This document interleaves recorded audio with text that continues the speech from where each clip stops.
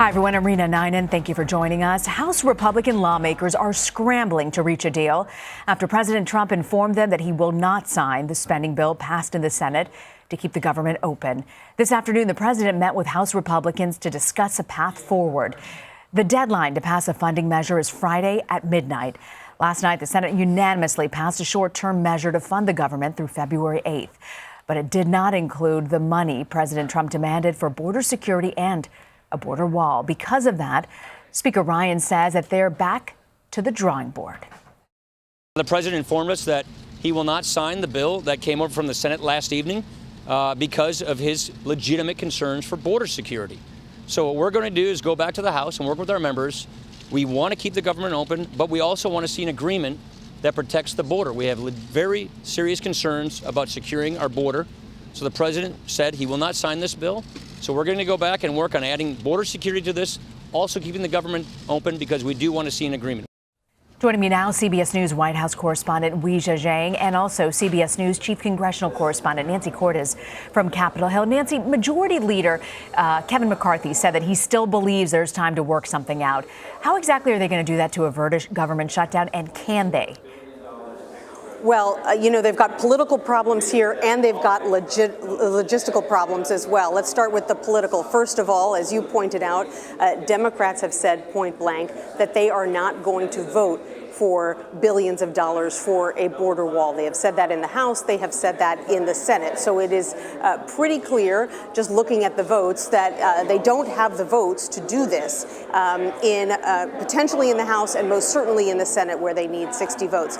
Beyond that, Rena, you have a really interesting situation where the Senate passed this compromise last night unanimously, and senators from the right and left started leaving town. So if the House decides not to pass exactly what the Senate passed last night, if Republicans somehow do succeed in passing some kind of bill that adds billions of dollars in border wall funding to the package, then you somehow have to convince the Senate, including those senators who left town, to come back and vote on that.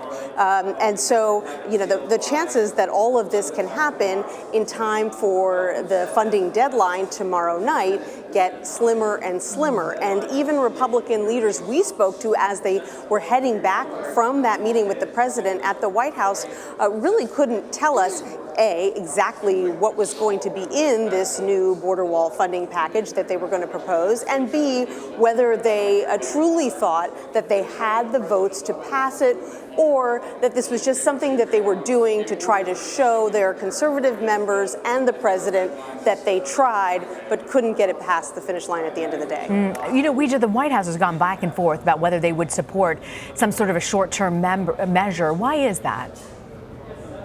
Well, actually, the White House made pretty clear that the president might be willing to support something that does not have that $5 billion figure that he has been so adamant about. But there was always his desire expressed to have some funding for the wall. And what we're seeing here is a refusal from the White House and the president to decouple border security with that wall. In fact, just a short time ago, Press Secretary Sarah Sanders released a statement that said the president just met with Republican leaders. Not surprisingly, they all feel strongly about border security. And she went on to say, and I think this is really important, we urgently need funding for border security, and that includes a wall.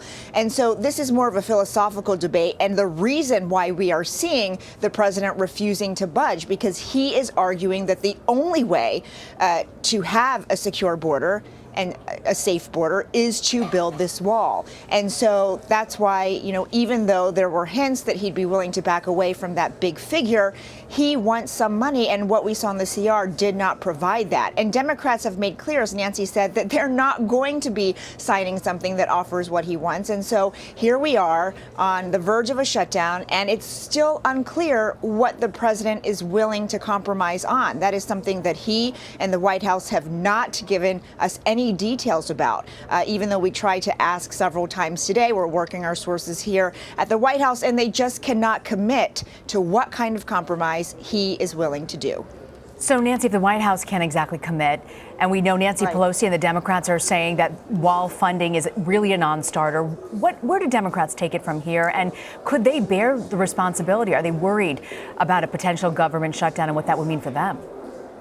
Sure. I mean, everybody is concerned about a potential government shutdown. You're talking about more than 400,000 federal employees who would have to be furloughed right before Christmas. And let's be clear, this would not be your normal shutdown situation, if you can ever call a shutdown normal, where, oops, Congress misses the deadline because of some dispute, and then they continue to work to find a way out of that dispute. No, we could be in a situation where everyone in Congress goes home. And so that quarter of the federal government remains shut down until Congress comes back on January 3rd. And that is what makes this so serious. And here's the real problem, is that because no one can get a clear signal from the president on what he would sign, that in turn makes House Republicans very uncomfortable about getting behind anything, because they want to know that they are going to have cover from this president, that he is going to think whatever they pass is good enough. So what we've really been seeing, Rena, is sort of like a continuous feedback loop where the president had signaled that he would support this compromise to fund the government through February 8th. That's why the Senate passed the bill last night unanimously. But then you started to hear some conservative House Republicans and conservative commentators on outlets like Fox starting to say that they felt that the president had caved, that Republicans should have held out.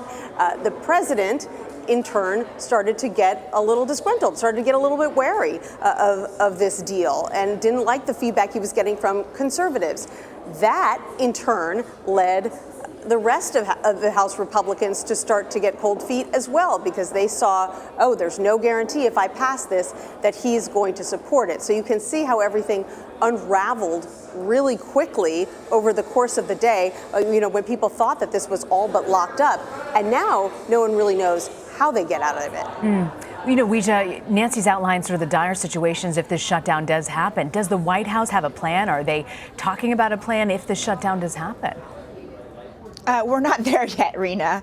I think that, they are trying to figure out what they can squeeze out of the Democrats, if anything, and they are, again, they're not providing much information about where the president's head is. But it is important to know what Nancy just mentioned, because a lot of this has to do with what we do know about President Trump, more on general terms. He does not like to be portrayed as weak. He does not like when it seems that he has lost control of a situation. And I think by backing off earlier in the week, by showing that he would be willing to compromise and sign a CR, immediately those conservative factions of the GOP were in his ear, and he realized that perhaps that's what it looked like, that he was in fact caving. And so there were warnings that this would not only have repercussions now, but looking ahead to the 2020 election, it could have serious consequences also for him,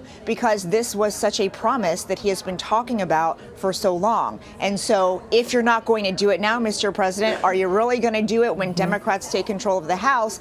I think that is really on his mind, and perhaps not something that he was thinking about as much maybe 2 or 3 days ago as he is in this very moment. And that's why we are seeing the reaction so strong from the president that he will not sign this CR. Weijia Jiang and Nancy Cortez, thank you ladies both so much. We'll continue to follow this. A lot of developments this afternoon. Thank you both. You're welcome.